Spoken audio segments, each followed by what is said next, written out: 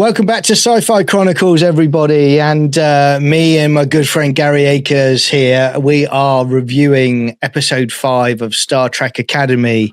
Now, before we get into it, I have to say, Gary, I headbutted the wall about 5 times watching the beginning of this episode. The first 2 minutes, literally, it was like some sort of prison torture ritual that was going on. I don't know about you. I don't even think the episode had started, but we got the whole Paramount presentation. So the actual episode hadn't even started. We're on the studio slide with the insipid kids writing, and that's not even 2 minutes into it. That's literally like 4 seconds, and I already I was already out because you can tell. John, the back padding in the writer's room about, wouldn't it be cool if, was off the charts. Yeah. But unfortunately, nobody else in the world thought it was cool. Can I just say, I'll make a general opening statement. for defense or prosecution, this was almost physically painful to watch. Sitting for the 60 minutes, and unbelievably, it was 60 minutes.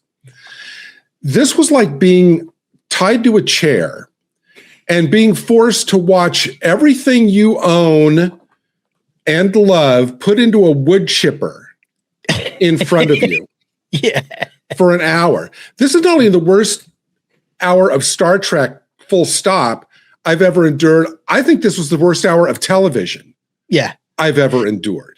Well, the Casino Royale Bond movie with Daniel Craig, and where he's strapped and tied to a chair with the bottom cut out and the ropes hitting his testicles. I now understand how much pain he was in by watching this episode. All right, here's a question I'll put to you. Given the choice, would you rather have that happen to you or watch this episode again? Oh, have the rope on the testicles without a shadow of a doubt. Absolutely. I mean, just to start off with, I try and give it a chance. And again, it's got Star Trek in the title. It is not Star Trek. No. There is nothing Star Trek about this whatsoever.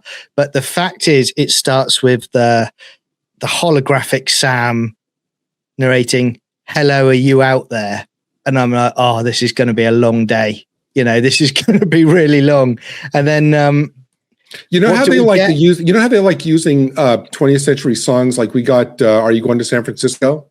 Yeah. They should have used that song, Hello, It's Me, over the soundtrack. Hello, it's me. Ooh. They should have had that on the soundtrack. That would have should have just been Lionel Richie, to be honest, mate, But, I got to say, like you, I didn't go into this like determined to hate it because I thought if there's one shred of hope for this episode, it was the fact that I knew it was going to be written by Kirsten Beyer, who, to her discredit, was involved in Discovery, but to her credit, was basically the single-handedly shepherded the entire in the novels series, the entire like post-series Voyager line, which was a series of like 10 or 12 interconnected novels about what happened to the ship and the crew after the series, where they go back to the Delta Quadrant with a fleet of ships. She was basically the only writer for like all of those. So I thought, okay, she knows her Trek. You cannot say that somebody like that doesn't know their Trek. And Tawny Newsome, who, for as much flack as Lower Decks got, I think evolved after the first season into a really, really solid Trek show. So I thought, okay, so the writer creds are there, but maybe it's just that the gravitational black hole of this show that even accomplished writers, any talent is like sucked out whenever they have to do something for this show. 100%. And I have to say, mate, we start the episode with CBS Production, and then we get this pop up on screen, crosses it out, and it's Crayon style. And I thought to myself, and I know you so well that you're probably thinking the same as me, but I was like, what age group is this written for? And I thought to myself, this is below Sesame Street. Yeah. For the writing. I mean, This isn't Star Trek at all. If you want to do a kids TV CBeebies show or something like that, fill your boots. But this CBeebies is Stephen Hawking compared to this. Yeah. John. Yeah. Here's the thing. Put up that slide again. Let me just ask you, let's say that you sat down, let's say you had somebody come by, you go, John, everywhere I turn on social media these days, YouTube, whatever, it's all talking about Star Trek. Yeah. I've never watched Star Trek, John. So let's sit down and we'll watch an episode of Star Trek together, and you can walk me through anything that you think I might need to know in terms of filling in the gaps of the history or whatever during the show, right? Yeah. And you sat this person down, this total Star Trek free person, and this was the first thing that came up. How fast do you think that person would be out of their chair going, you know what? I think forget it. Yeah. Under 30 seconds, I would say. I mean, not only do you start with this, but then we get the hologram Sam with her smug face walking down the corridor, mate, and we get the diverse corridor of, it's like they don't even bother putting the effort in on the makeup and the effects.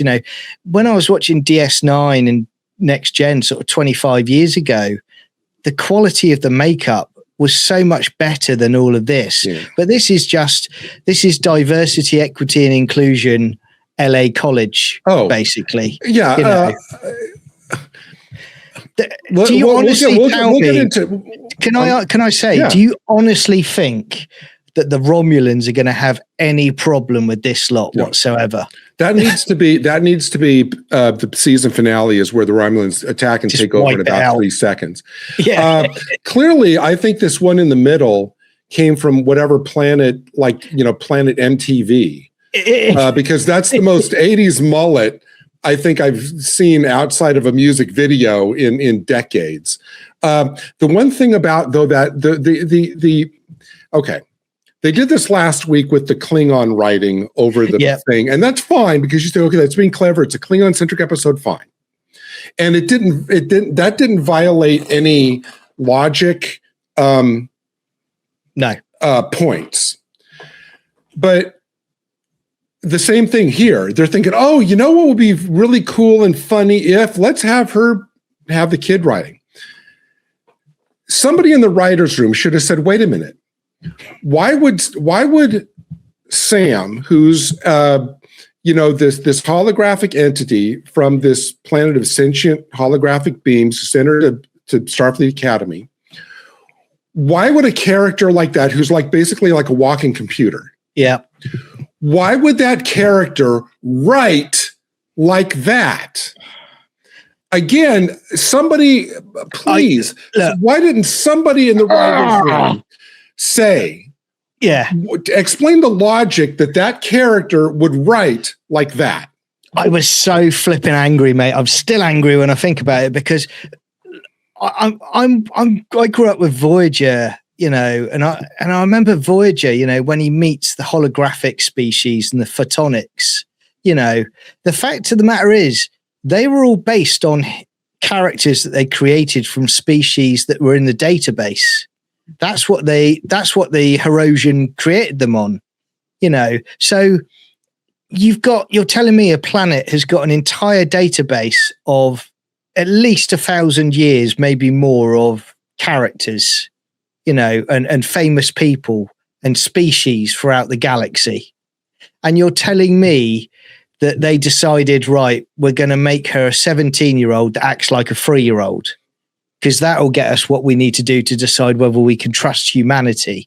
I mean, it's absolute nonsense. It really is. And why would putting this newly created being in an environment where she's among other inexperienced humans, young inexperienced humans, why is that their best path to determining whether humanity is worth interacting with? As opposed to, I don't know, maybe making this character like an ambassador who can talk to other people who actually are involved with world governments and, where they could get a much better idea.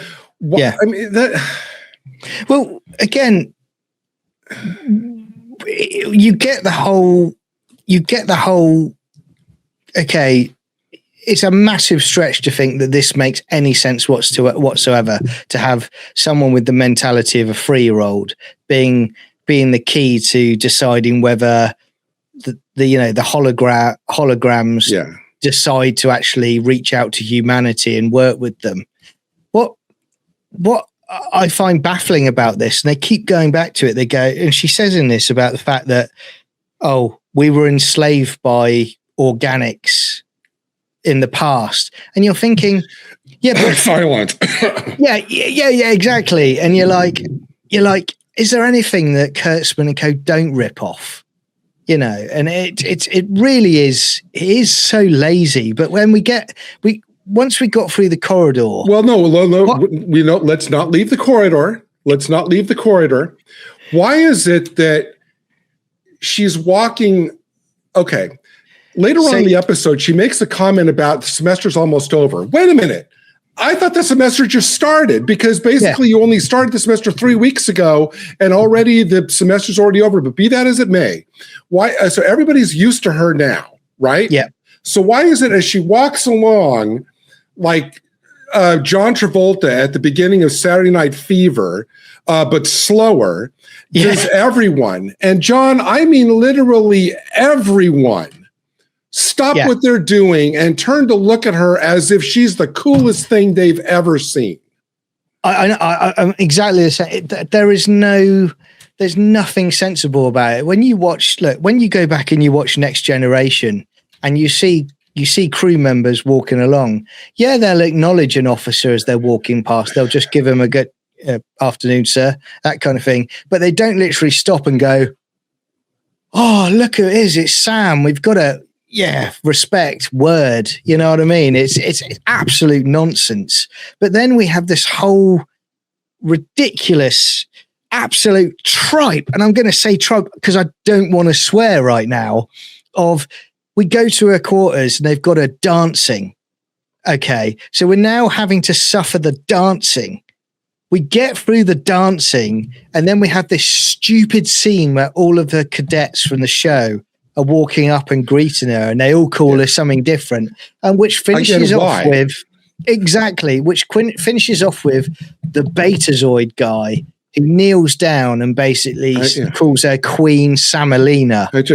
And at that point, mate, I was literally, the film Airplane, where the Japanese guy is he's talking too much, and you see the Japanese guy do Japanese ritual suicide with the machete. Yes. I was thinking about that at that exact moment. And I thought to myself, I got here, that's 2 minutes into the show, and it feels like 10 hours. All right. Just to try to grab something positive out of this, John, I will say that at least we didn't get, during the dancing scene, at least we didn't get her pulling on a rope and getting the water coming down on her like in Flashdance. That at least we weren't, they didn't go that far. But the scene where they're all sitting around the table, eating all this food and stuff, I thought this is Star Trek Animal House.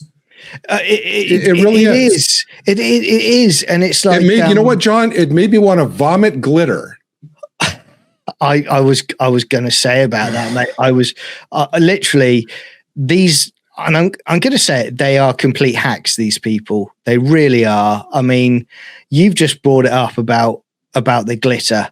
So let's bring it up on screen. So he now, what I call pride glitter. He vomits pride glitter, which is an interesting take. Actually, all right. Oh my. Yeah. God. So maybe we can refer from that. The writers are saying, well, pride is vomit. Right, it's ridiculous. I mean, we've already done it a couple, 3 times, even just in the last 14. It's interesting that, boy, we've been chatting here, you and I, for about 15 minutes, and we're only about like 4 minutes into the episode. So again, I keep flashing back to, I had to, throughout the episode, as I'm sure you do, you stop and take notes and everything. As I told you before the recording here, all of my notes I was writing in all capital letters because I was just so over the edge on this thing. But my mind keeps coming back to, I have to sit and I have to try to imagine what the conversation in the writers, what the exchange in the writers' room is about. Yeah. Now, for this, it's like, Alex, I have a great idea. Let's have one of the characters, if they eat something they don't like, he can vomit glitter. And then somebody, now, hopefully there's one sane adult in the thing and they go, okay, sorry? I would say, so is that supposed to be funny? Or is it just supposed to be odd? Or what's the effect of like people watching this when they see him vomit glitter? Like, what is the, and they probably are responded to with just like a blank, empty stare as they have to justify their stupid decisions. It's stunning and brave, mate. That's what it is. It's stunning and brave, clearly. And again, I saw this, and again, you're right. We're not even 5 minutes into it at this point, are we? And there's so much evidence for crimes against humanity. It's off the scale. But how many? I mean, interrupt. How many times, if you can remember, if you can count up that high, how many times during just this episode did you think to yourself, "This isn't Star Trek"? I was probably over 50. Yeah, I think. Yeah.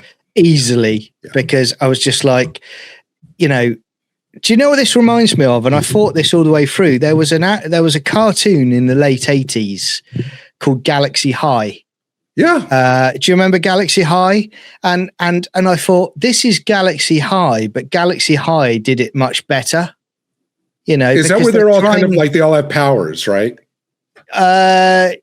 Vaguely, and it's like they go to the beach and there's like sand sharks and stuff like that. But it was like a comedy cartoon. Okay. But they did it better with the characters compared to this. And it feels like they're just kind of riffing off of that as well, which wouldn't surprise me because these people are just hacks anyway. But I was going to say, mate, going to say to you, I'm going to bring this up, okay? Because I noticed something on here. When she says, she goes, again, there's that wonderful, talented Sam that we love. I am Cask's future emissary to the Federation, which, as you know, is a really big job made up of lots of smaller jobs. And she's going along and she's basically ticking things off. But then she says she comes from Cask, right? This is her homeworld.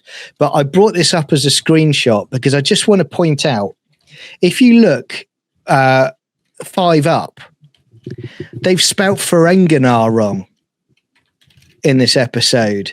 So again, it just shows how lazy they are. And again, Hologram Prime, they literally go through, I think they just skim old episodes of Star Trek and they go, why don't we just chuck in Hologram Prime this week? That would be great. They'll love that. They'll lap that up, won't they? But the fact that you can't even spell Ferengi correctly and you still put it out just shows how much attention you're not prepared to put into the show. And you actually said something, you didn't elaborate on it as we were chatting before the show, but I'm very interested now. You said you had my response to the Hologram Prime, which you had to show me this. And I thought I didn't even take the time to have this registered during the episode. And I thought, why would one of their key worlds in the Federation be from a planet and a species that's all the way across the galaxy? And you said you have a good explanation for that, and I was very curious. Well, it's a point that I make about the fact that I'm going to go back to the stupid burn again, because they say about, where they've destroyed, all the dilithium crystals destroyed at once. Well, to get to the Delta Quadrant in a short period of time, they must have had to have better technology to fuel their starships, because otherwise you'd have a Voyager problem again. Yep. So you're right. There's slipstream technology. You've got the Voyager episode where, they meet that race in season 1 where they can transport long distances. Yes. You've got that. You've got the Borg transwarp technology. So it makes no sense, their burn. And they they make a nonsense out of the burn and the dilithium crystal issue by their own writing. Because if you can get to the Delta Quadrant, then clearly there's no problem whatsoever, with other technology that can be used to power starships. It just, this whole universe that they've created 1,000 years later just feels false. The thing about Star Trek, growing up, the original series up to the end of Enterprise, and I will say it, Star Trek Picard season 3, the worlds feel real. Yeah. They feel like, that's a possible future that you could get to with humanity. But this makes no sense whatsoever, because this species, this humanity and this Federation would have gone extinct. And what I find fascinating as well, and I want to get your point on this as well, there doesn't ever seem to be, bar the bad guy in episode 1 by Paul Giamatti's character, there doesn't seem to be a big bad alien species at the moment. Right. Everybody seems to be hunky-dory, or they've been wiped out. It's one crazy. And I think you alluded to it, or we talked about it last week. If the burn affected the Klingons as well, why wouldn't the first thing we saw of the 32nd century be the Romulans in charge of everything? Exactly. Again, because here's the thing, that the points you just made just show that, as opposed to every bit of classic Trek, this series especially, it does not bear up under even the most surface level of analysis. It all cracks and collapses. And your point there about Ferenginar, that to me is that epitomizes the laziness of this series. And I will make another point as well. And I'm going to show you an image which reaffirms that point, because it's so stupid. Do you know what's wrong with Kurtzman's Star Trek? She walks past and she basically goes, "Oh, I come from a photonic world." I'm paraphrasing, okay? I'm paraphrasing. So she goes, "I come from a photonic planet." So they have to put text and a font on the screen to go, "Photonic equals holographic body." Oh, I forgot about that. Oh my God. Yeah. Now, when I was watching Voyager all those years ago, I didn't need a font like that to tell me what a hologram was, because the writers took care of it with the dialogue. Yes. This is why they're either thinking that, I'm going to be blunt here, it's either for people pre-Sesame Street, people who need help. No, I get you. Or it's basically they think the entire population of the world is dumb, so they have to dumb it down by basically telling you, oh, by the way, photonic, that means hologram, holographic, and it's. I know you said you weren't going to swear during this recording, but I have to ask you, what was your immediate response when you saw this on screen? Honestly, I told my cat Poppy, it's probably best you leave the room. And she looked at me like, oh. Because it's like, it's almost, is it, okay. First of all, you're right, because there had to be I so want to be a fly on the wall during the discussions about something like this. Yeah. Because there was a discussion, John, about should we or should we not put this up? The only explanation for putting this up is they assume that their audience are morons. Yeah, 100%. What other explanation would there be? 100%. And you know what? And they're probably there going in the writer's room, they're going, what we need to do is we need to put up a font basically saying photonic equals holographic body. Yeah, but let's do it in pink, because then we're stunning and brave. Great, let's go for it. Thanks, Alex. Okay, here's a question that I know clearly was not asked in the writer's room. Yep. Go ahead and put that back up. You sure? Also, by the way, did you see my little note I have under my name there? Because I couldn't really think of anything else other than just saying I can't say much more of this. All right, here would be my question that nobody asked during this discussion in the writer's room. Yeah. If somebody does not know what a photon is, how are they going to know what a hologram is? Exactly. But again, they don't explain it. But what I find baffling about it is they try to explain it about this, but they never bother even talking about the Doctor. They ignore the Doctor. They focus on Sam. So it's almost like they assume we know what the Doctor is. So if we know what the Doctor is, why do we have to be told what Sam is? Was this meant to be more of like Sam's writing? It's not in the kid writing, but is it meant to be more of her? Because, the slide that you showed before where she's looking at all the worlds. Yeah, I think so. And we see Homeworld equals Cask. I really want to know when she submits all of her papers for her classes. Yeah. Does she submit it in that kid writing? I mean, because that would be a really interesting report to read if it's all in the kid writing. She apparently does. We're going to give Sam a little bit longer to finish her report because she's writing on the floor in crayon. All right. I asked this kind of not mockingly, seriously, because I'm not sure. At first, from the pilot, I thought, okay, that's the data. She's the data analog on this series. But they're making her far more, help me with the word I'm going for here, John. Autistic. Okay, not as capable of data. It's like she's on a lower 100% level. And you know what? Do you know the note I put down for this?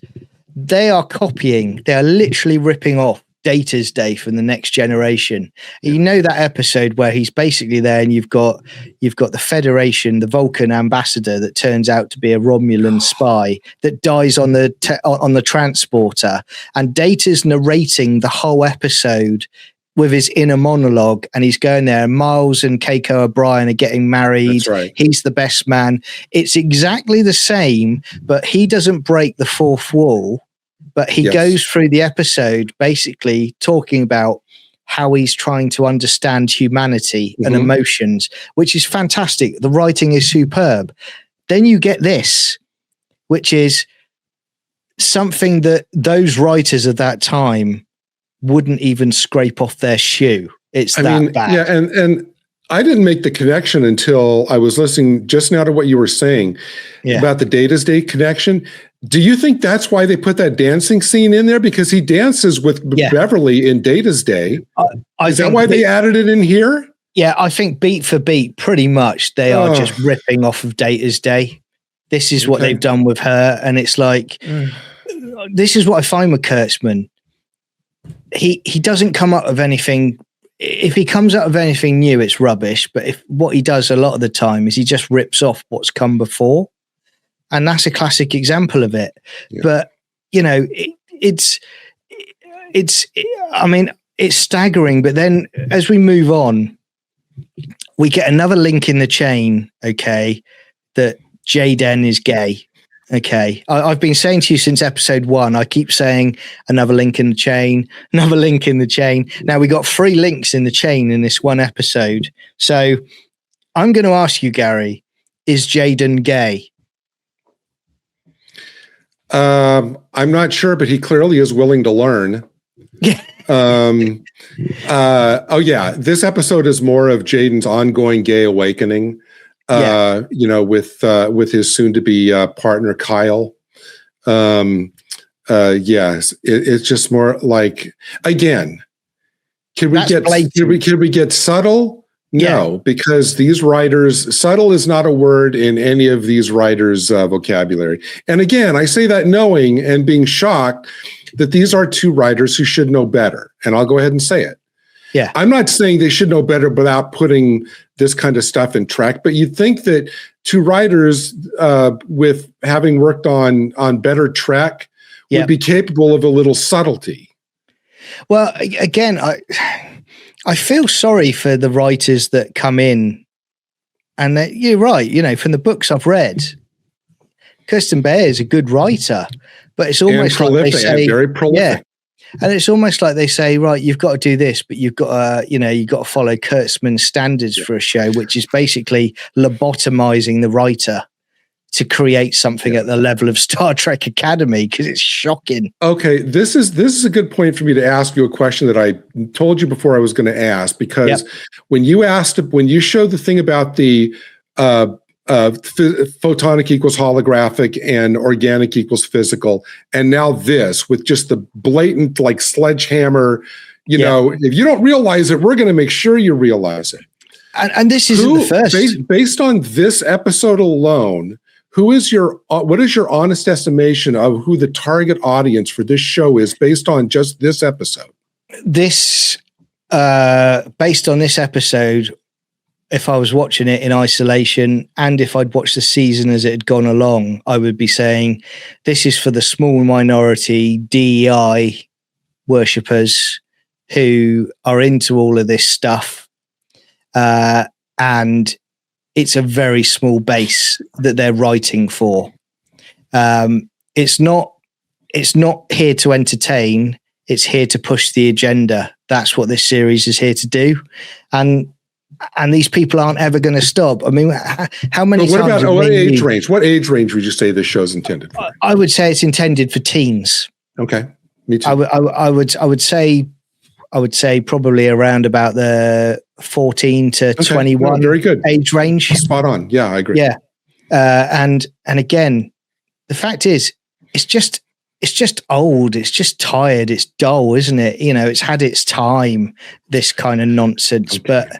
But can I just one more thing. Tell me if we were going to bring it up. So we got to the point in the episode where, she's the coolest person there. And then she comes and we get the whole 90210 class, sitting at the lunchroom table. That's the other thing, John. So many times in this episode, it was staged as if we're watching like an episode of 90210 in space. All the kids gathered around the lunch table talking, all the kids going to the bar, and then either making out or getting into a fight or whatever. I thought every one of these setups and stages are lifted from a 90210 episode and just plopped in here. It just 100%. But the one thing that annoyed me is we get our Mary Sue character Mir, right? The Renaissance man. There's nothing he can't do. He grew up orphaned and in cargo ships and living in sewers his whole life, but he can debate anybody to the nth degree. And this week, what do we find in what can Mir do corner? He can reprogram something that was created by an advanced race of holographic beings, and he can in his phone, he can reprogram her entire program. I thought sitting there going, man, I'm in awe of Caleb. Why is he not teaching at the academy, Gary? He's clearly that intelligent, and just this is what he was able to do, mate. This is what he was able to create. He gave her purple hair. That beats Wrath of Khan without a shadow of a doubt, doesn't it? That beats the measure of a man for an episode beat. Purple hair. All I can say that I enjoy in this is that they had to make her endure sitting in the makeup chair for probably about 3 hours to get her hair like that for a 4-second shot. Yeah, I was like, at this point, it's terrible. And then, so look, they're going on. She's now decided she's going to solve the mystery of Sisko. Okay. Yes. Now, they do say in it, there's a mystery about, the Starfleet listed him as missing in action. Well, yeah, but Cassidy Yates had an encounter with him after the fire caves, in What We Leave Behind for the finale. And he says, he'll come back, but he doesn't know, and I'm paraphrasing, whether it'll be days, years, centuries, or minutes, when he's talking to her in the Celestial Temple. So we know that. And in the books, he does come back. Yeah. So we know all about that. And again, what I find lazy about this episode is they don't resolve anything about Sisko. You know, it is literally clickbait to get you to try and watch it. And again, I will say, from a DS9 fan as I am, I'm glad it didn't damage DS9. Yes, that is the tick. Amen, brother. Amen. Yeah. I mean, for me, DS9 is the crown jewel. In the Star Trek DS9 firmament, and nothing will ever displace it. That's the one thing that I was laser focused on. I thought, are they going to be accurate with all the DS9 stuff in terms of the history, in terms of Sisko's background? And I can't think of anything that caused me to go, oh, wait a minute. I mean, they were pretty, you know, if that was Kirsten Byers' influence, I know that Tawny Newsome has said she adores Deep Space Nine.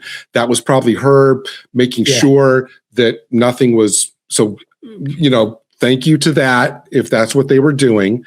They were treating it with the, you know, respect that they deserve. And can I just say that I would never, you'll probably agree with me that in real life, I would never want to get within 10 parsecs of this academy to have to spend time with these people. I would, however, like to take that class, that seminar on unexplained things. And I mean, that is the one class I would absolutely want to take at the academy. Oh, fantastic. You know, and again, but all I kept thinking in my head, and it's funny that it's funny that I thought about this, but I was thinking in my Voyager viewing days, and I was thinking, oh, I so wish the Hirogen turned up and hunted every one of these through the academy and just hung them up in their ships, because they are all awful. I mean, I don't know what's happened to the Federation, but the Federation clearly does not deserve to survive at this point, because this is meant to be the best and brightest for a new fleet. These lot aren't going to know how to power a starship, how to maneuver it, and they're certainly not going to be able to get the shields up. So, you know, and I was going to say to you on a quick jump, because I'm going to talk about the B plot quickly as well, and Captain Nahla and the dinner experience. Okay, I figured out where Holly Hunter has got her idea for Captain Nahla and how she doesn't sit right in chairs. I was watching season 1 of Family Guy the other day, and do you remember when they did Kirk and he's twitching and he's moving like that in the chair? That's what they've got it from. They nicked that from Family Guy, you know, and that was meant to be taking the piss out of Star Trek, and yet they're using it seriously. Okay. To answer that, and then I'll go back to the other point you just made. To answer that, her laying down basically in the for that entire scene. Yeah. And I have to think, you know what, between this and this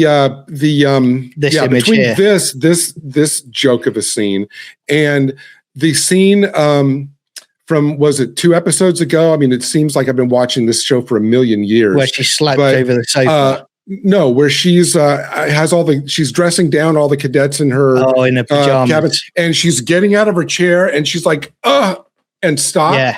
I honestly think now that Holly Hunter really did throw out her back in that scene, and that's why and they filmed this episode right after it, and that's why she said, "Oh, can I just lay down on the couch for this scene?" Because she threw out her back.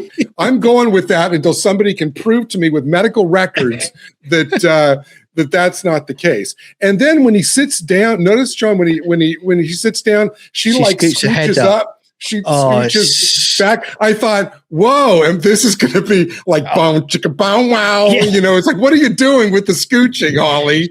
You know, do you know what? I kept expecting like 31st Century or whatever it is. I kept expecting to be like a San Francisco News AM article, basically going, the body of a Captain Nahla was washed up today, bitten by several great white sharks. We don't know how the body got there, but it looks like it was site to site transported. You know, the investigations continue. Her laying down, honestly, is a joke at this point. And this, in my opinion, this makes her character a joke.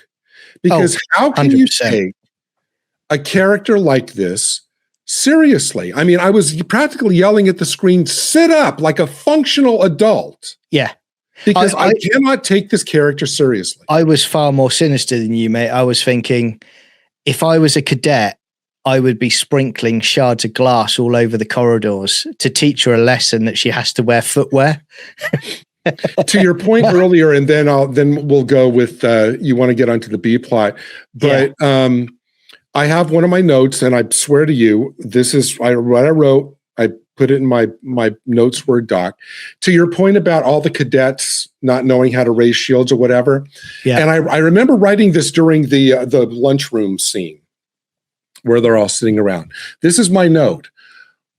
All, in capital letters, all these cadets are going to die in space because they're so immature and incompetent. That was my note for that scene. Just wanted to say, so you and I were right on there. It's terrible. I mean, again, you know, the dinner scene, mate. I mean, I will bring it up on screen in a second, but it is, I mean, they're sitting around. I mean, I don't know what they're trying to do. I think they're deliberately trying to wind us up at this point because it is so insufferable. I don't know what your thoughts are on that, mate. But I literally talking the rehearsal scene. Yeah, the rehearsal, because what happens is you get Captain Nahla that's with this stupid proper English lady accent. I would have thought you would have liked that. Oh, I'm literally. If I could go to the 31st century and knock her out, I would. You didn't like the fact that she was speaking Brit, like a Brit? Oh, it just, you know, when. But didn't you think watching that scene that it was so hammy? It was like that. There should have been more takes on it because it just was awful. I thought it was terribly bad. I thought that, they had to come up with the B plot because obviously the adults in the episode would have had literally nothing to do. Yeah. So they had to manufacture this dumb dinner again, which had no payoff. We didn't see the ambassador in question. No. And it doesn't lead to anything like the dinner, like the actual meeting turned out well or something. It's like all the buildup. It's like, well, okay, did they forget to resolve that by the end of the episode? Well, the commandant of the War Academy, I've said, he is without doubt competent. Yes. And if I was choosing someone to lead either academy, I would be choosing him. Because all he's about is basically discipline and making sure that they are the best they can be. Now, with all the stuff he's got in his quarters as well, if Picard transported 1,000 years into the future, I know full well which of them he would be talking to. He would be talking to the commandant who's running the War Academy, the War College. But what they're doing, they're regressing him mentally in this story. And in this season, so he starts off. They keep right from the word go. They make him the butt of the jokes, even though he's clearly smarter than them. And he does it again. And he actually makes a valid point again. He goes, I'm paraphrasing, but he basically says, "Well, you basically quit Starfleet. Mm-hmm. You know, I kept going, and now you're coming back in here, and you're trying to tell me how to do things." You know, he's 100% right. And she doesn't answer the question. No, she comes up with some hippie justification for it. What was it? She says something like, don't make accusations without knowing the facts or something like that. She says to me, it's like, yeah, well, fill in the blanks then. Exactly, John. His next response should have been, okay. Yeah. Then give me the context. But this is a Kurtzman production, so she's got to be right no matter what at the end of it, you know. So we get that, and then the insufferable part continues with this B plot, you know, where we get, and again, it's painful. We get the joke with the fish. So the fish deflates on the table. Oh. and they all start laughing. And we're like, oh, right. Okay. We're meant to laugh at this, are we? And again, it's going back to what you were saying before. Who is writing this? But it's is this a 7-year-old writing it? It's a fart joke about an alien. Come on. Yeah. Now, I know you've brought it up before. Now we're going to move back to the A plot. Okay. And Sam is still trying to hunt for Sisko. Now they decide to go to a nightclub that apparently Sisko used to go to thousands of years ago when it was under another name, but it's cleverly named. For some reason, she thinks that will tell her about Sisko. It's like that's like you, John, saying, "Wow, I want to find out about my uncle." And I heard that he used to go fish at this river, so I'm going to go stand on the riverbank, and because I know that he used to go there, and that will help me learn more about him. Yeah. So not only that, but they decide to rename this club that's been around for a long time. It's now called the Academy. So it's really intelligent writing again that we've got the Academy. So they're going to call the club the Academy. Whoa. But then we walk into the Academy and we get Sam. And as you were saying, super intelligent wonder boy Caleb can reprogram a hologram now. So he's upgraded her and he's basically gone, right, I've figured out a way to get you drunk. So we then have this absolutely hilarious scene, mate. I mean, my sides were exploding when I was watching this, where Sam is wasted in the nightclub. And it just becomes painful. It starts getting worse and worse and worse as it goes on. And I mean, what are your thoughts on that? Well, first of all, to your point that you just raised, do you think there's going to be anybody who is going to has been one of the defenders of this series for the last few weeks online or whatever? Do you think anybody's going to call out the fact that what you just said, oh, I know a way to get you drunk, which, is something you think, wait, what? Yeah. But of course, because this show appeals to, you can't have that narrative because this show hits a lot of right narratives for other people. So that's never going to be called out. But yeah, the fact that as they're walking the bar, I thought, oh my God, this is 90210. Here, all the kids go to a bar. Yeah. And I thought, how is this Star Trek? And please, nobody tell me that, McCoy went to a bar in Star Trek 3, but that is a story purpose because he was trying to contact somebody to get him to Genesis. So, first of all, here are just some of my thoughts. Yep. And I think random thoughts about that.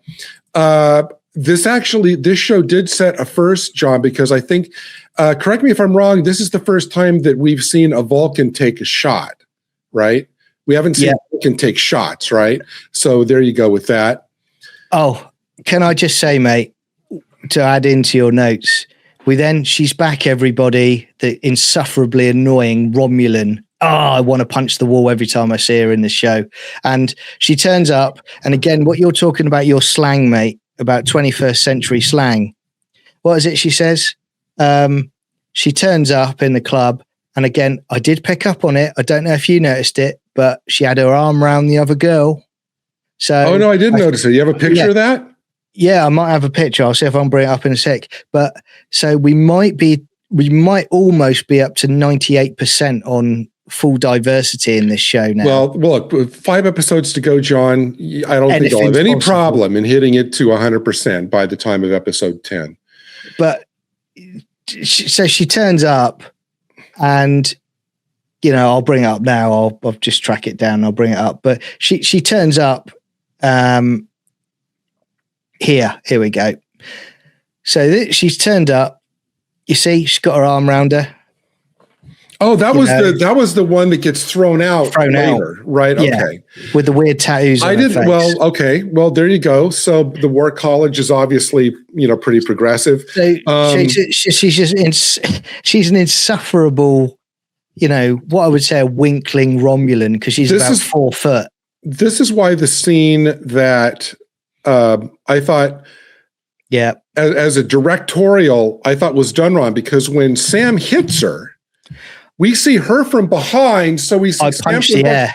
They should have rotated the camera around to where we see the punch connect to her, but we don't always see the back of her head. Yeah. And it's like, what kind of stupid directorial choice was that? Well, because the one character that we all want to see punched is the one where when she does get punched, we don't see it. It's this, yeah. So all we see is this, where she's kind of turning and going down. And I tell you what, I did punch the air at this point, because I was like, finally.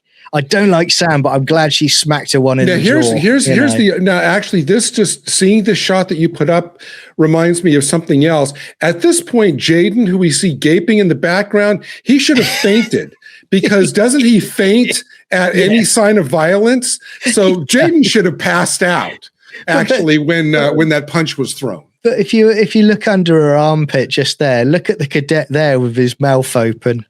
Oh. That's Star Trek now. We have and again, just horrible acting from Sam during this whole scene. I mean, embarrassing acting. Like, you do not put this on your reel when you're shopping yourself out to other studios. Do not put this episode on your reel. So we have the Vulcan take shots. We have the classic Star Trek quote of Sam slapping Caleb and saying, "You have a firm booty, Mir." Yeah. Again, why would 32nd century, but whatever. Again, can I just say, the diverse people, hang on a minute. Why aren't they up in arms that suddenly, hang on, it's acceptable for her to grab a guy's backside? If it was the other way around, it'd be fireworks. That's a racist comment, John. How dare you say that? How dare you say that? We also have the great quote. I'm sure this will show up on a T-shirt somewhere. I love love. Yeah, that was great. And the whole "this is my song." It just all.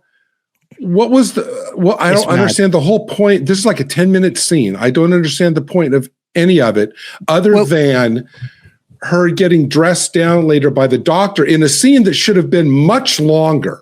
Well, I'll come on to that in a sec. I was going to say about the Romulan as well, mate. When she turns up initially, when they turn up at the club, and she comes over and she goes, the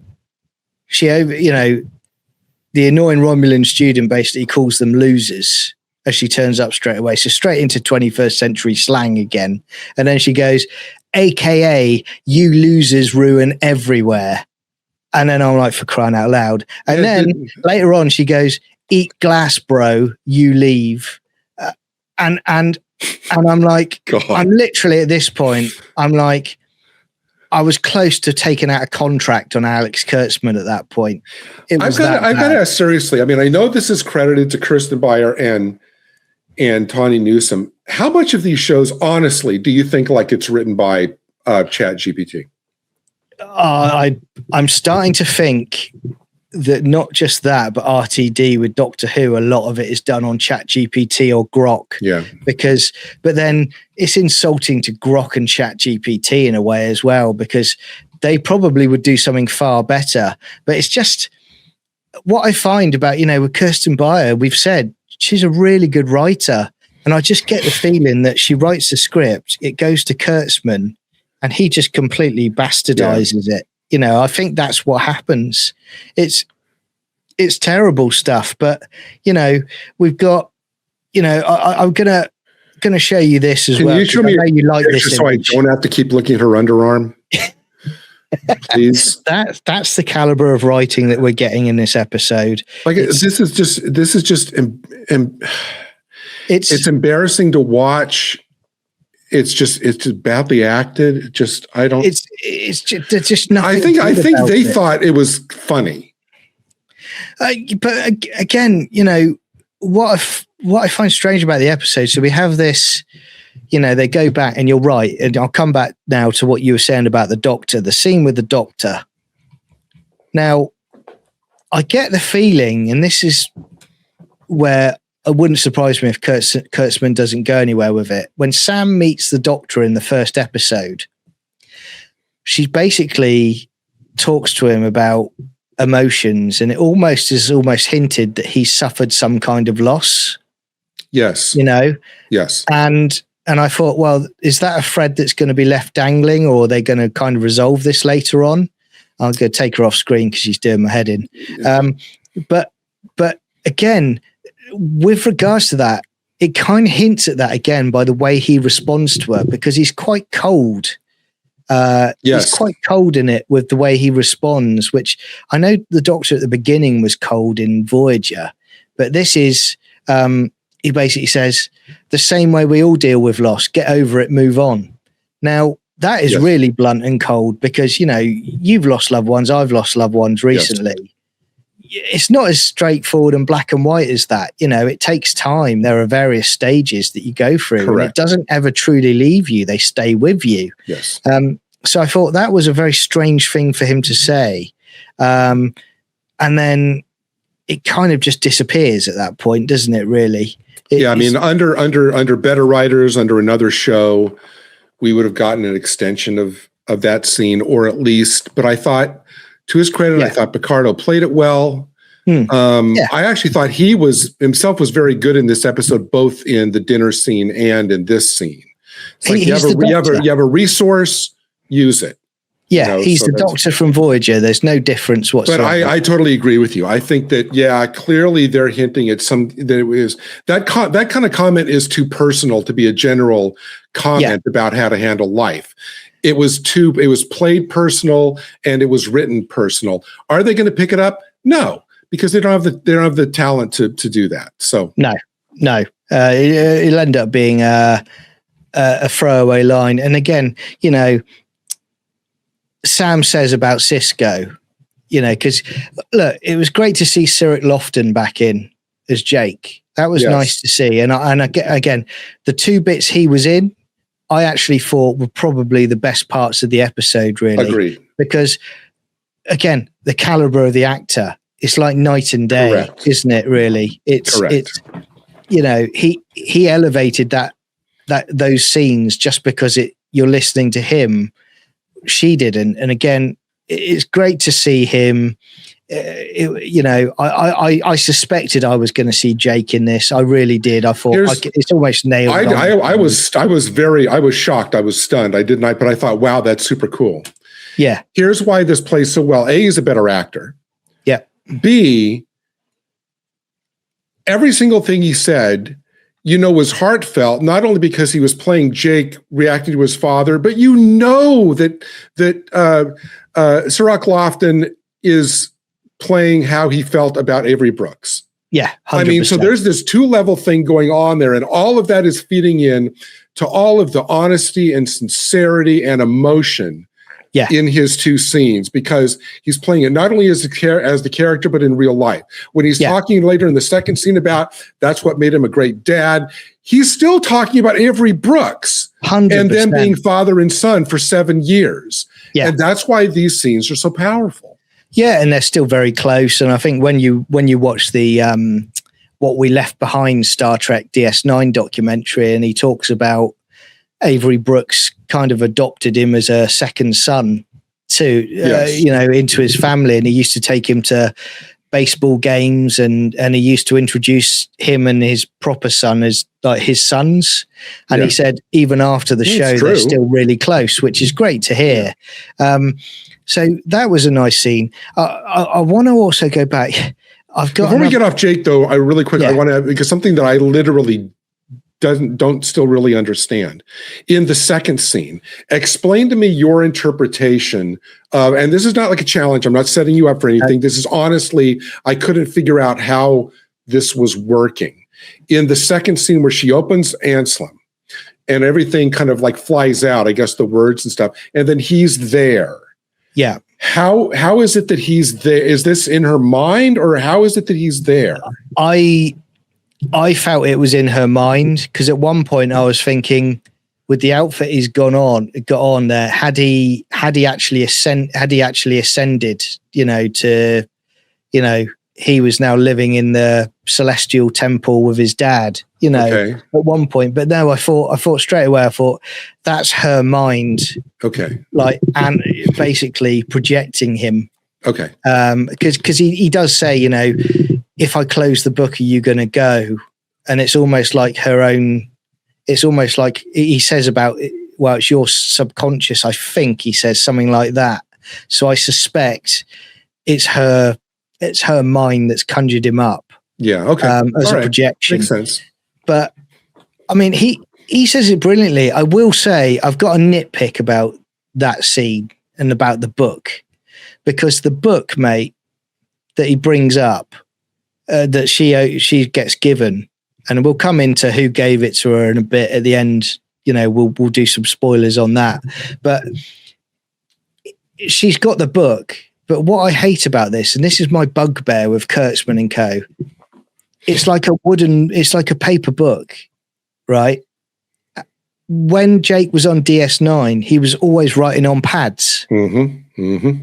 So what happened? Did he suddenly, did the burn also get rid of pads as well? Like sent it far into the past that they had to go back to paper? My interpretation of that scene is that, knowing Jake, he would want, especially since it was like the book was written like as this tribute to his father. Yeah. That's something because I actually started thinking, well, wait, how would that book get printed? You'd have to find somebody to print it, like even if it's the one copy and with the cover and everything. But I thought, if you were writing something as a tribute to your dad, that's what you would do it. You would want a physical You wouldn't want to just put it on a pad and have it be like in cyberspace crap or whatever. So I could see for something like that, it's entirely believable to me that he would want, even if it's just for himself or his family or his own children, to have that kind of. Because look at his dad. His dad took him on the old sailing ship where they had to get rid of all the, computer programs and stuff and man themselves. So I'm sure he picked that up from his dad, that rolling up your sleeves and getting into the real nitty gritty and not depending on technology is the way to go. So it makes sense to me then that Jake would want like a physical book and not just a pad. Yeah, I get that. It's a nitpick from me. I know, but that was how I interpreted it in the moment. Yeah, I mean, you can get through it. It just threw me a bit. I mean, I also want to go. I'm going to talk to you about the Sisko Museum. Okay, so we got a Sisko Museum now, right? But why have we got the typewriter for Benny Russell in the museum? Oh my God, I didn't see that. Because Benny Russell didn't exist. He was a figment of Sisko's imagination. They're not even watching the episodes correctly. You know why? Because, and I'm surprised Tawny Newsome did this, because it's like, how can we have some callbacks to some of the key episodes, the most memorable episodes of Deep Space Nine? Yeah. She should have known that. Yeah, absolutely. Okay, how do you, is there a way to get around that where they could actually, no, there's not. The only way at a stretch you can go that Sisko at some point said to somebody, oh, I liked being Benny Russell, so I want to replicate an old style typewriter.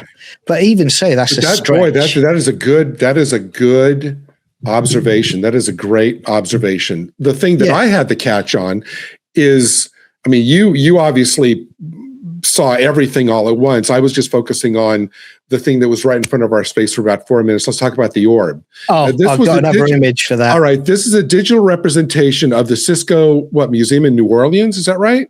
Yeah. Okay. There is no way, John. I know what you're going to say. Tell me what I'm going to say. You're going to say there's no way that they would have the orb of the prophets in a museum that's accessible. There is no way the Bajorans would allow one of their orbs anywhere off the planet. No, not a chance. And again, you've only got to go back to Deep Space Nine and to see how dangerous they are if they fall into the wrong hands. Look what Ducat did with it. You just wouldn't have that. It would be with the Bajorans in their temple, or DS9 if DS9 still existed today. Yeah. They would go to the Bajorans and they would say, Your Holiness, they go to the Kai and they go, Your Holiness, we would like permission to have this orb taken to the Benjamin Sisko Museum in New Orleans. And the Kai would say, thank you very much for coming. Have a nice day. Yeah, exactly right. And again, right? again, people might think we're nitpicking, but not. These things make no sense. They make absolutely no sense in the Star Trek universe whatsoever. It just would not happen. You know, we remember in DS9 where Kai Wynn was basically granting special privilege for the emissary Sisko to get access to the orb of the prophets, you know, because they were locked down. Even the one on DS9. But again, as we're picking on this, we have to say that these are that overall, I mean, taken as a whole, the references to the history of Deep Space Nine and everything are largely intact, with the exception of these couple of things. But I can tell an effort was made not to be fast and loose generally with the history of the show. The other thing I don't get as well, and again, this is what I find staggering in Kurtzman Trek, that they interwove our emotional feelings to iconic characters in Star Trek history with the actual world and the universe itself. And what I mean by that is we're 1,000 years ahead, right? Why would there be a Sisko's still that's serving gumbo? Why would there be a museum to Sisko? But does that mean that we've got an Admiral Janeway museum and we've got a Chakotay diner? You know, you can either but see, Sisko's has two things on the menu. It has the pre-burn recipes, and then it has the post-burn recipes with stuff that's not available anymore. So you can either get the pre-burn gumbo or the post-burn gumbo. Yeah, exactly. The post-burn gumbo isn't as flavorful because most of the ingredients have been destroyed. There is something I'm going to bring up as well, mate, and it's I noticed this during the episode, and I wanted to mention it to you. When she's looking at, you know, the lineage of Sisko's family, you know, going through the generations. Yes, I picked up on the wall, and again, this is classic Kurtzman Star Trek. Okay, so you won't be able to see it here, but on the right and on the left are exactly the same as in the middle. They've lazily just duplicated it. And even though there's a couple of shots where it is close enough where you can read names. I mean, you see Jennifer's name next to Ben Sisko, which is obscured, but you can assume Jennifer is attached to Ben, and then Jake is right underneath it. That makes sense. That's fine. There's Joseph Sisko, who I think is too low. He should be like above Jennifer and Ben. I don't think he is. But I saw like a Michelle Sisko, but then my eyes just drifted, kind of diagonally up a little bit, and there's Michelle again. So it's it's like they came up with maybe a few new names, but then peppered around and say, "Oh, people aren't going to." Yeah, it's just lazy. It's you're right. It's just lazy. It's laziness. It's so lazy, and of course, I did also pick up as well that as you're going, I have got an image of it where you're going past the wall with all of the legends of Starfleet officers at the academy on the wall as she goes past it. It's Admiral Alex Kurtzman. Now, he doesn't deserve to be an admiral, quite frankly. Alex Kurtzman. Yeah, and he should be scrubbing a garbage scow's nacelles, as far as I'm concerned. Holodeck scrubber Alex Kurtzman. But as we're getting to the end of the episode again. Well, hang on. I'm sorry to hear interrupting. Yeah. First of all, John, I feel obliged to say, I already didn't like this episode enough. Everything you've been saying has caused me to like it less and less, even though it's kind of unnecessary. But before we get to the end, just a couple quick bullet points of things I noticed. I thought that shockingly, this is the first episode in 5 where we didn't have like a swear count that was in the double digits. However, to make up for that, John, what we did get is we get 2 erection references. We get the erection, we get the reference to blood flow, again, with a helpful on-screen arrow that points to Caleb's crotch. So we won't be under any illusions as to what exactly she's referring to. And then, of course, the amazing example of the computer, the Academy computer, making a joke about morning wood and then laughing about it. And that's that Stephen Colbert, isn't it? We have not 1 erection reference, but 2 in the same episode. It's painful, man. And it's that Stephen Colbert, isn't it, that's doing the voice. And one really quickly, also, since we were talking about the mythology of Deep Space Nine, and you pointed out a couple things in the museum which just can't be explained. Yeah. I thought that, first of all, I think that for a show that was trying to, I think on the writer's side, this was the episode where they thought, well, this is the episode that's going to get the audience to love Sam. Yeah. No. Because what does she do when she walks into the Bajoran either education center, training center, spiritual thing? She calls their belief nonsense, quote unquote. Yeah. She says, well, at least I don't believe, or, whatever other nonsense you got. I thought at that point I would have, would have loved the guy said, okay, you know what? Could you please leave? Yeah, and I thought at Holly Hunter, instead of calling her on stuff about, I would think, and I said, I have here that you actually referred to the Bajoran spiritual beliefs as nonsense. John, if there's one thing that I would have wanted Holly Hunter on screen to call her on, is that she called the entire foundation of their culture 100%. Nonsense. But that's like, okay, we're not going to worry about it. I wrote this also in my notes in big capital letters. A hologram cannot have a paw. She's not real. She is a hard light beam composed of photons. A paw is a life force that sentient beings have that can be detected in that way. She's not alive. She does not have a life force. She does not have a paw. And a corollary to that, John, here's my question to you toward the end of the episode. She's a hologram. Why is she crying? Holograms do not and should not cry.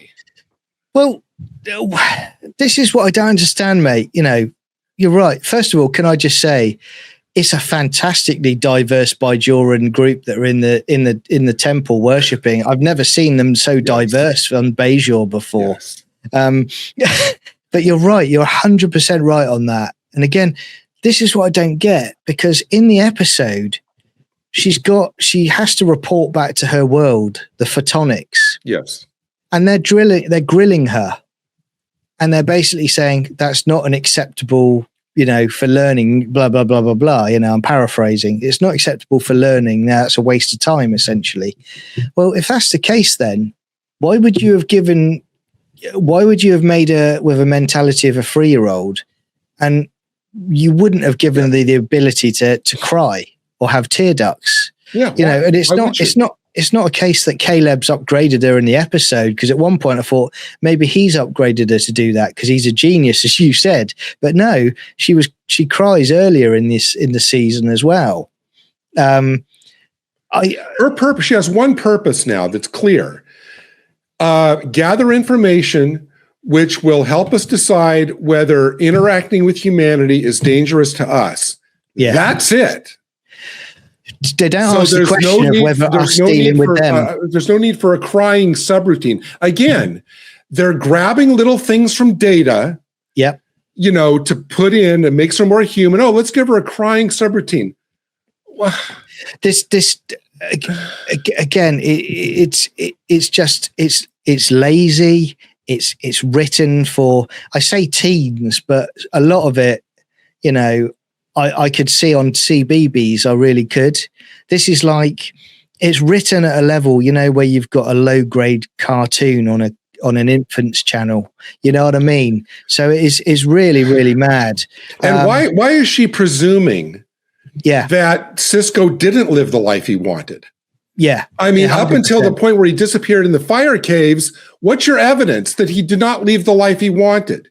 Yeah. He had a great job. He was helping save the Federation. He had a family and friends he loved, colleagues he loved.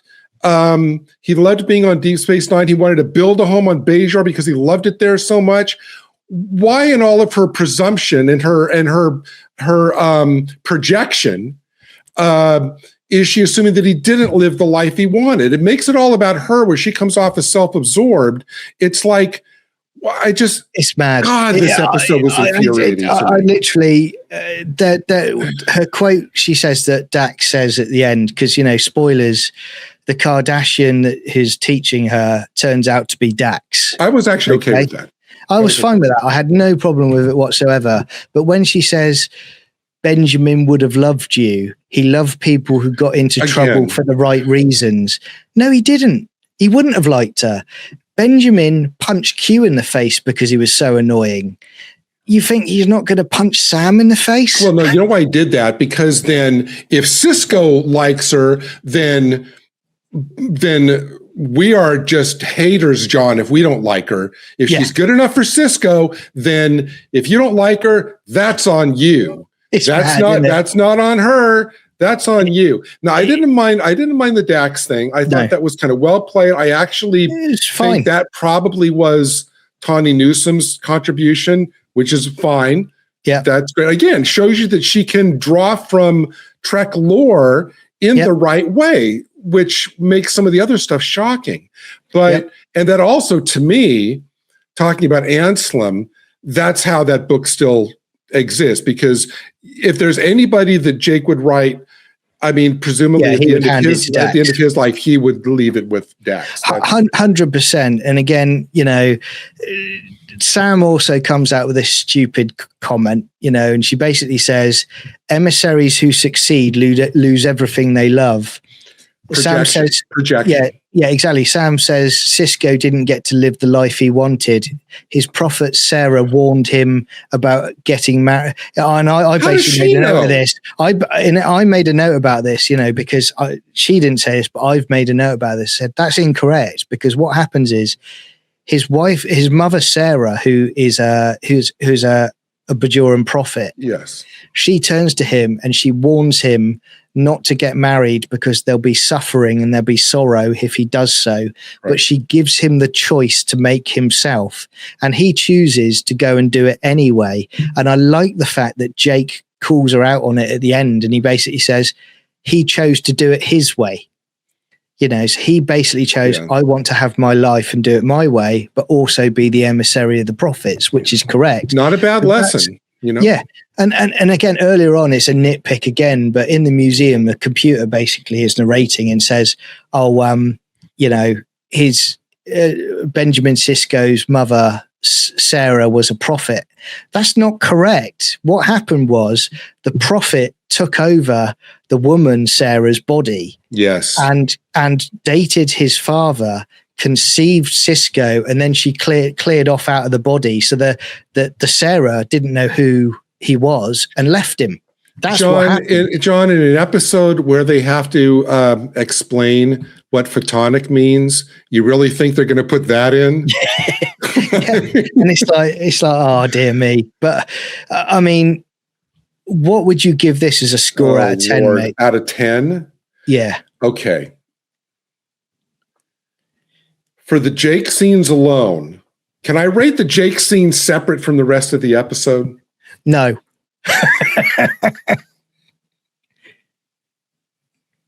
Should I tell you what I think? All right. No, here. Yeah. I'll give the Jake scenes a 10 because I think they were really well played and just moving to watch. The rest of it gets a 0, so the average would be 5. I'm actually being quite extreme with it. I actually, for the first time ever, I give this a 3 out of 10. And I only give it a 3 because of the scenes with Jake in it.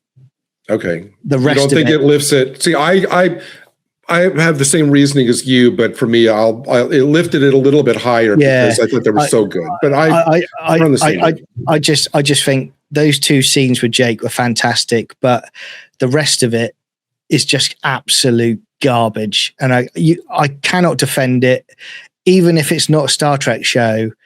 It's toilet. It is absolute garbage. So out of how many? So you would give it. So if we were rating it by glitter vomits, you would be giving it 3 glitter vomits out of 10. Thanks for reminding me about that, mate. Yeah, I would. What else are you going to take from this episode other than glitter vomits? I will say, yeah. I'll say, look. At the end of the day, Jeff Goldblum said it best in Jurassic Park. That is one big pile of shit. That's probably the best way to summarize. Even with the chef's kiss Jake stuff, that's pretty much all you can say. And just to kind of finish it off for you, mate. Just to finish with a nice image for you that I think you might like. That I know you enjoyed it in the show. But there's a lovely image for you right there, mate. Of the holographic bison heading towards her prey. This should have had one of those things you see like on sitcoms sometime where you hear the thing like the slowed down thing, like as like she's charging at you. Yeah, I mean, what sort of combat technique is she using there? It looks like she's trying to do the praying mantis or something at that point. All right, here's John, what I want you to do. I want you to remember this slide next year at Christmas, and when you send out your homemade Christmas cards to everybody, have this be the picture on the front of your Christmas card that you send out to everybody. You're getting an entire album of these, mate. You really are. No, send me the one where you can see your underarm for 10 minutes on the show. Yeah, exactly. It's like I said, it's saddening and shocking that 2 writers, this is seriously the one episode when I saw like the people, I think on Wikipedia, you can go and see like the writers listed for all 10 episodes. Yeah. Not the titles, not the plots, obviously, just the writers. Yeah. And of all the upcoming episodes, this is the one episode that I thought had a chance because of who were writing it. I thought, okay, they got Trek cred. They're not going to F it up. And with the exception of the Jake scenes, and I think that's Tawny Newsom's contribution, very, very well done. I can't deny her that credit. No. I was stunned from everything from the kids writing to the party to the erection jokes to the vomit glitter. It's terrible. It really is. Again, it's just limping along this show, isn't it? That's all it's doing. Don't say that after I just made a reference to the erection jokes. You could have picked a different word, but okay. We'll go with it. Somebody at some point is going to be doing like a Viagra clip. Well, now let me ask you in a more serious tone to kind of wrap it up. Now, obviously I'm just asking you to project out of the sky. Yeah. Now, clearly, the Klingon episode last week, the prank show, everybody was already on that. The Klingon show, everybody leaped on the whole triad family and about how wussy Jaden is and all of that. Yeah. And obviously, as we've talked about, this basically is an unending extravaganza of stuff that people can take to rip on this show. Yeah. I think, what do you think that will be the long-term effect of any of this particular episode being so bad and what it is and filled with such things for people to goof on and mock? What do you think that this particular episode will have any effect over the next few weeks of this show? I just think it's got to such a point of apathy now with the general audience, and especially Star Trek fans, that all they can do is mock now, and rightly so, because this does not deserve any credit whatsoever. It is. We've got a couple of bits we've picked out that are decent in this episode, but the rest of it and the rest of the series, it's garbage, and it needs to be treated as such. And I hate to be that guy, because I'll always give something a chance, but there's nothing redeeming about this series whatsoever. Yeah. And the sooner Kurtzman goes, the better, because it's terrible. I've said before, I keep saying it every week. If I was the head of Paramount now, I would be saying, right, I would go and have a sit down with Terry Matalas and his team, and I'd be basically saying, look, I've got a blank check here. I want you to come in, and I want you to regenerate Star Trek. Will you do it? And I would. They just need to say 4 words to Terry. Is it Matalas or Matalas? I'm never sure. Is it Matalas? I think they only need to say 4 words to him. Give me a number. Yeah, that's all they need to say. Exactly. And again, when people talk about damaged, Doctor Who is damaged. Far worse than this. But with Star Trek, if you have someone like that who is in charge, it doesn't take long for it to be put back on the tracks and fixed very quickly. You just discard this, you eject it, you move forward with a serious tone for a Star Trek series is what we would expect to find. But what we'll do, we'll wrap it up now. Gary, thank you for joining me again, my friend. It's been fun going through the pain with you today. I was hoping that we both could have done this lying down. I think that could have added a little meta element to the show. I've got no shoes on. Maybe we'll see. Maybe by the time we cover the 10th episode, we'll both be lying down. Yeah. I will say though that we're going to be subjected to 20 hours of this. Yeah. The only thing I'm going to go ahead and predict that the only thing worthwhile in those 20 episodes will be the 6-7 minutes of the Jake scenes. Take those 2 scenes out of his conversation and monologue. I'll keep those. Those I'll keep. Yeah. The rest, just bin it. Yeah. I agree. I mean, I could easily snip out the Jake quotes, and I could just have them as a little side, as a kind of an extension of DS9. Yes. And I'd be happy with that. I'd be fine with that. The rest of it, burn it, get rid of everything. Oh, I see what you did there. Burn it. Yeah, exactly. Don't come back from this. We don't want it existing. But look after yourselves, everybody. I will say, let us know your thoughts in the comments. If you want to see more of this, please like and subscribe, tick the notifications to all, because on this channel, we're really gearing up and doing a lot of stuff now. And, I'm sure a lot of you have got similar experiences to Star Trek Academy as me and Gary have. So it'd be great to hear from you. And one thing I was going to say to you, make sure you do comment, because going forward, what I plan to do is I'm going to pick out a comment each week and read it out at the end of the episode, at the end of the show, so that I can put your point of view on the show as well. So, make sure you comment. But other than that, stay safe. We'll see you again soon. Thanks all. See ya. Bye-bye.